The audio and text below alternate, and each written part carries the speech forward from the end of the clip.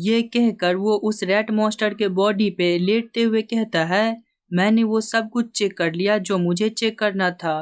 तभी उसे दूसरे प्लेयर्स के बारे में याद आता है, तो ये कहता है, मैं आश्चर्य हूँ कि वो सब क्या कर रहे होंगे।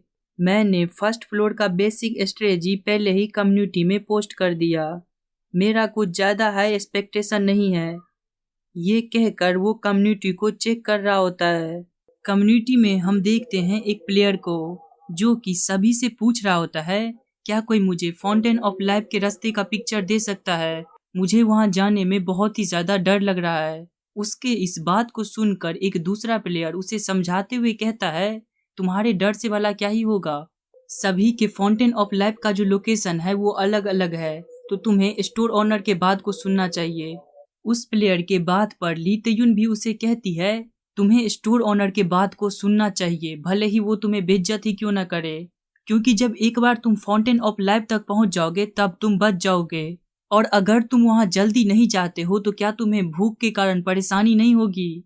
और ली तेयुन के पीछे से एक व्यक्ति कहता है, ये एक रेस है जहां हमारी जिंदगी दांव पे लगी है। उसके बातों को सुनकर एक लड़का हंसते हुए उसके पास आकर कहता है, तुम्हें थोड़ा पॉजिटिव भी होना चाहिए, क्योंकि हम सब अभी तक बचे हुए हैं तो पक्का कोई ना कोई और रास्ता भी होगा।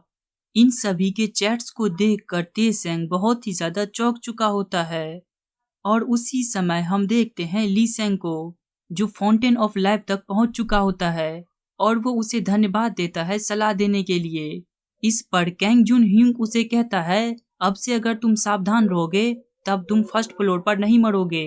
उन सभी चैट को देखकर तेसन अपने मन में सोचता है, ये तो बिल्कुल ही अलग है मेरे पिछले जीवन से। और हम देखते हैं तेसन के पिछले जीवन के सीन को, जहां उस कैंग जुन ह्यूंग नाम के लड़के को 2-4 रैट मॉन्स्टर मिलकर पेल दिए होते हैं और वो अपनी मरियल सी शक्ल बनाकर कम्युनिटी में सबसे मदद मांगते हुए कहता है, कोई कोई मेरी मदद करो, मेरा पैर मॉन्स्टर खाते जा रहा है। और हमें तेसन बताता है, उस समय कम्युनिटी में कोई भी स्ट्रेटजी के बारे में बात नहीं करता था। उस टाइम पे कम्युनिटी में तो मात्र मरे हुए लोगों की चीखें होती थी। जहां हम देखते हैं उस समय के एक प्लेयर पार्क चैंग वोंग को, जो कि भूख के कारण ज़ॉम्बी जैसे बन गया होता है। वो कम्युनिटी में लिखते हुए कहता है, क्या इस प्रकार का जीवन भी कोई जीवन है? इससे अच्छा तो मैं मर ही जाऊं। ये कहकर वो खुद का गला ही काट लेता है।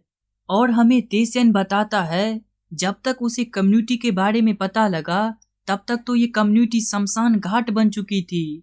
यहाँ पूरी तरीके से सन्नाटा होता था, कोई कुछ नहीं बोलता था सिवाय ली तेयुन के।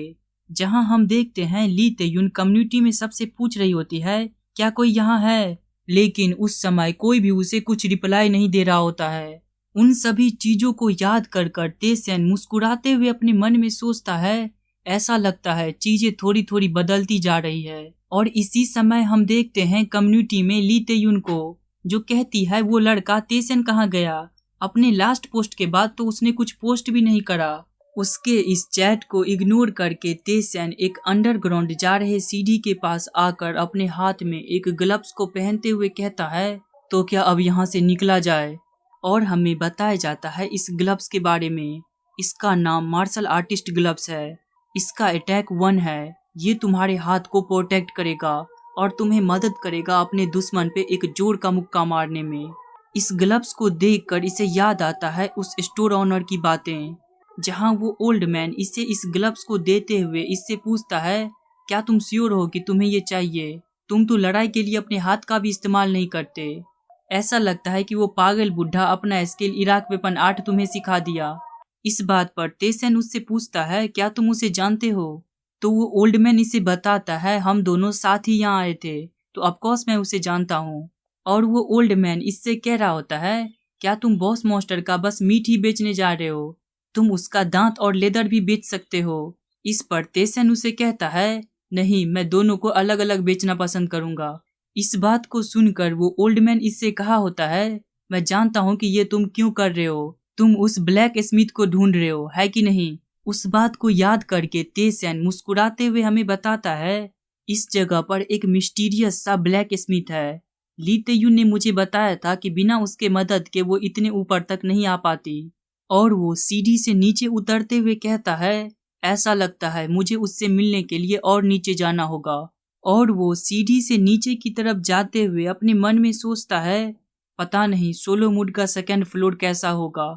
जहां इसके यहाँ इंटर करते ही इसे देखने को मिलता है एक शानदार नज़ारा, और इसे बताया जाता है सेकंड फ्लोर का जो क्वेस्ट है वो स्टार्ट हो चुका है। सेकंड फ्लोर के बॉस मॉन्स्टर को हराइए और आगे की तरफ बढ़िए।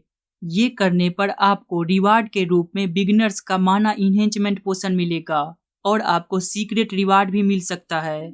इस पैनल को देखकर तेसन मुस्कुराते हुए कहता है, माना इन्हेंचमेंट पोशन, क्या ये वही रेयर पोशन नहीं है जो कि स्टोर पर भी नहीं बेचा जाता है? ये सुनने में थोड़ा मस्त लग रहा है। वो इतना कहता ही है तभी उसके सामने कई सारे सिस्टम के पैनल्स खुलने लगते हैं। एकाएक इतने सारे पैनल्स को खुलते हुए देखकर तेसन बहुत ही ज्यादा चौंक जाता है।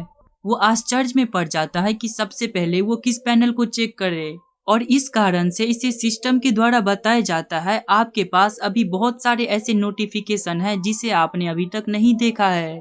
इस नोटिफिकेशन को देखकर तेसन कहता है, वास्तव में इतने सारे नोटिफिकेशन को मैं एक साथ कैसे ही देखूंगा। ये कहकर वो सबसे पहले कम्युनिटी में जाकर पूछता है आखिरकार क्या है, क्यों इतना मैसेज आ रहा है। उसके इतना टाइप करते ही सभी लोग इससे क्वेश्चन करना शुरू कर देते हैं। कुछ कह रहे होते हैं, तेसन तुम अभी भी जिंदा हो, और कुछ लोग इसे धन्यवाद दे रहे होते हैं, कह रहे होते हैं तुम्हारे कारण ही मैं जिंदा बचा हूँ। एकाएक इतने सारे मैसेज को आते हुए देखकर तेसन कहता है, अरे बस कर भाई, आखिरकार कहाँ से इन सबको देखना शुरू करूँ। जहां उसी समय कैंग जुन ह्यूंग इससे बात करने के लिए इसे रिक्वेस्ट भेजता है। इस रिक्वेस्ट को देखकर ये कहता है, बिल्कुल सही समय पे आए हो, और ये इसके रिक्वेस्ट को स्वीकार करके कम्युनिकेशन प्लेस में आ जाता है। और तेसन के आते ही कैंग जुन ह्यूंग उसके तरफ दौड़ते हुए कहता है, वाओ ये कोई मजाक नहीं है, मैं वाकई में तुम्हें देख सकता हूँ। उसके बाद पर तेसन कोई रिप्लाई नहीं देता तो वो उससे पूछता है, क्या तुम बोल नहीं सकते? तो तेसन उसे कहता है, आखिरकार क्या बात है? तो वो हंसते हुए कहता है, अरे कुछ नहीं, मैं बस ये श्योर करना चाहता था कि मेरा जो सेवियर है वो जिंदा है। ये सुनकर तेसन उसे कहता है, तुम्हें खुद की चिंता करनी चाहिए। और वो अपने मन में सोच रहा होता है, ईमानदारी से कहूँ तो मुझे यकीन नहीं था कि लोग मेरे कम्युनिटी के पोस्ट को देखकर अपने जीवन को रिस्क में डालकर अपने लिमिट को पुश करेंगे। ये सोचकर वो उस कैंग जुन ह्यूक से पूछता है, ऐसे तो मुझे ये नहीं कहना चाहिए, लेकिन क्या वास्तव में तुमने मेरे कम्युनिटी को देखकर अपने जीवन को रिस्क में डाला? ये सुनकर वो कैंग जुन ह्यूंग चिल्लाते हुए कहता है, हमारे पास कोई रास्ता नहीं था, हमें कुछ न कुछ ऐसा चाहिए था जिससे हम बच सकें।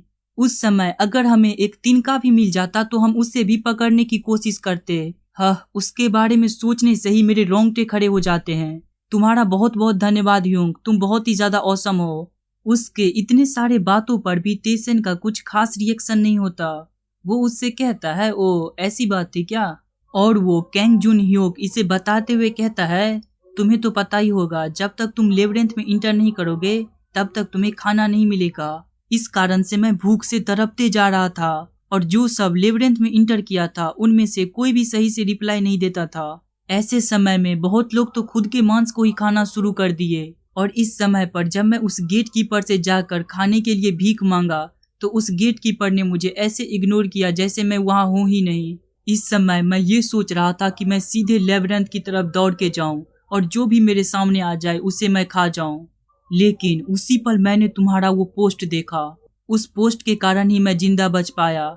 ये पोस्ट तुम्हारे लिए भले ही एक छोटी सी बात हो, लेकिन हमारे लिए एक ऐसी चीज है जिसकी हमें सख्त जरूरत थी।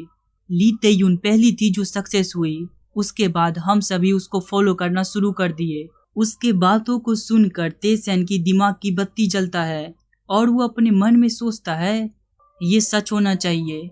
ली तेयुन हमेशा अपनी फ्रस्ट्रेशन को कम्युनिटी पे निकाला करती थी, तो जब लोगों ने उसे सक्सेस होते हुए देखा होगा तो उन्होंने सोचा होगा अगर वो करेंगे तो वो भी सक्सेस हो जाएंगे, और इस तरीके से इतने लोग बच गए। ये सोचकर वो उससे पूछता है, बिग डैड को मारने में कितने लोग सफल हुए? इस पर वो उसे जवाब देते हुए कहता है, ये सिर्फ मैं और तेयुन हैं। ये सुनकर तेसन इसके तरफ देखते हुए अपने मन में सोचता है, मुझे तेयुन के बारे में नहीं पता, लेकिन इस लड़के के बारे में मैं पहली बार सुन रहा हूँ। हो सकता है मेरे पिछले जीवन में ये लड़ते हुए मर चुका हो, और जबकि ये बिग डैड को मारने में सफल हो चुका है तो ये पक्का ही ली तेयुन जितना टैलेंटेड होगा। चलो इसे इरेगुलर बुलाते हैं, जो कि मेरे स्ट्रेटजी पोस्ट के द्वारा बच गया। ये सोचकर वो उससे कहता है जल्द ही तुम एक अजीब एनपीसी बुढ़े से मिलोगे जो कि अपने भगवान को ढूंढ रहा होगा। वो एकाएक आकर तुम पे अटैक करेगा। अगर तुमने अच्छे से रिएक्ट किया तो तुम उससे कुछ अच्छा प्राप्त कर सकते हो। और वो अपने मन में सोच रहा होता है वो एक ऐसा एनपीसी है जो तुम्हें तुम्हारे बिहेवियर के हिसाब से ट्रीट करेगा। ये सोचकर वो उससे कहता है जब ली तेयुन जग जाए तब उसे भी ये बता देना। तो वो लड़का कहता है ठीक है मैं बता दूंगा, लेकिन ह्यूंग क्या तुम्हें इससे कोई दिक्कत नहीं है? तो तेसन उसे कहता है मुझे क्या दिक्कत होगा? तो वो अपने दिल पे हाथ रख के उससे कहता है नहीं, मैं बस ये सोच रहा था कि तुम हमें इतना कुछ दिए जा रहे हो, मैं तुम्हारी मदद की सराहना करता हूँ, लेकिन हम सब अभी कंपटीशन में हैं। हाँ अभी भले ही मैं तुमसे कमजोर हूँ, लेकिन अगर तुम ऐसे ही हमें इन्फॉर्मेशन बताते रहे तो एक ऐसा समय आएगा जब मैं तुमसे ज्यादा ताकतवर बन जाऊंगा।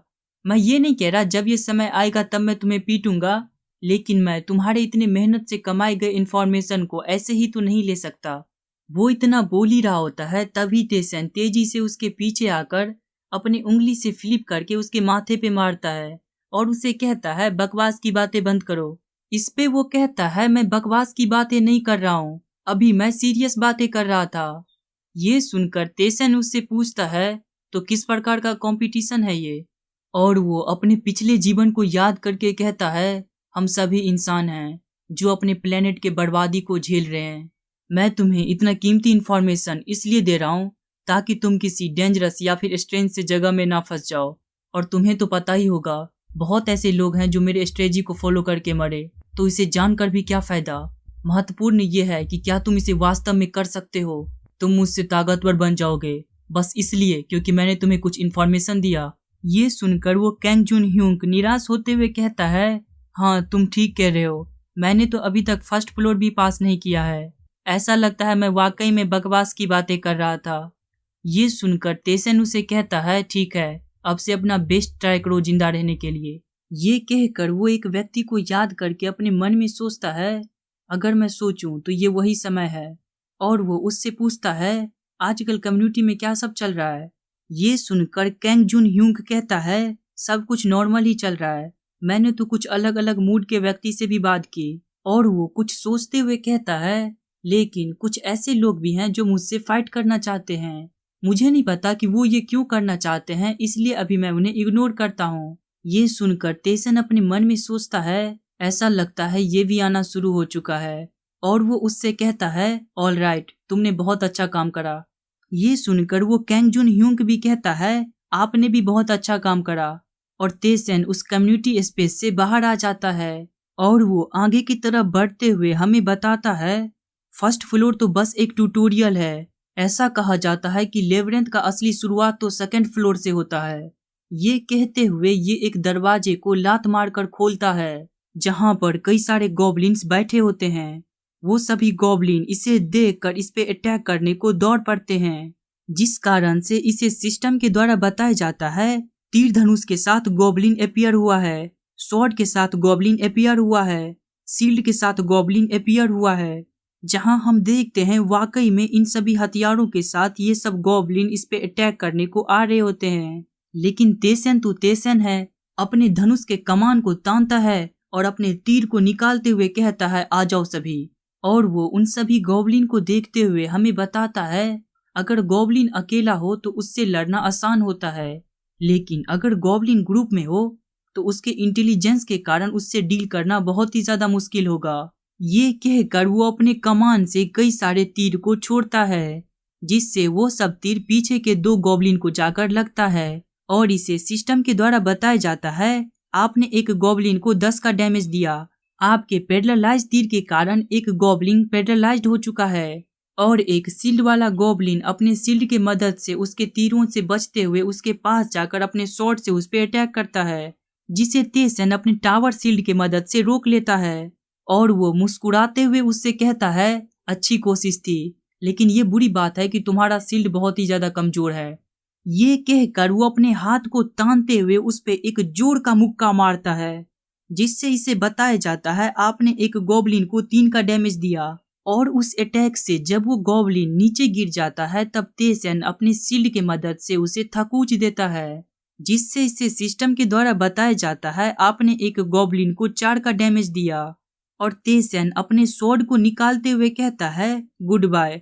ये कहकर तेसन अपने स्वॉर्ड को उस गॉब्लिन के गर्दन में भोंक देता है, जिस कारण वो गॉब्लिन दर्द में वहां से भागने की कोशिश कर रहा होता है। जो देख तेसन कहता है इसका कोई फायदा नहीं होगा, और वो उसे अपने शील्ड के नीचे दबाए अपने पैरों से उसे भागने से रोक रहा होता है। इस सिचुएशन का फायदा उठाकर 2 गॉब्लिन इस पर अटैक करने को कूद पड़ते हैं।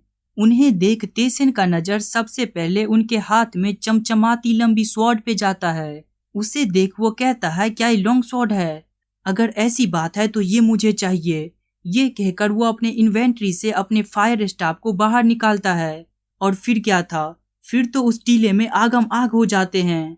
और उसके बाद हम देखते हैं तेसन के हाथ में उसी लॉन्ग स्वॉर्ड को, जिसके बारे में इसे सिस्टम के द्वारा बताया जाता है इसका नाम रस्टी स्वॉर्ड है। इसका अटैक पावर 2 है। ये किसी के द्वारा भी इस्तेमाल किया जा सकता है।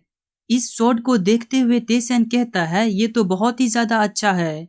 इस स्वॉर्ड का और टावर शील्ड का बहुत ही अच्छा कॉम्बिनेशन बैठेगा। और हम देखते हैं उसके हाथ में उस गॉब्लिन का शील्ड भी होता है। इसका नाम वुडन शील्ड होता है।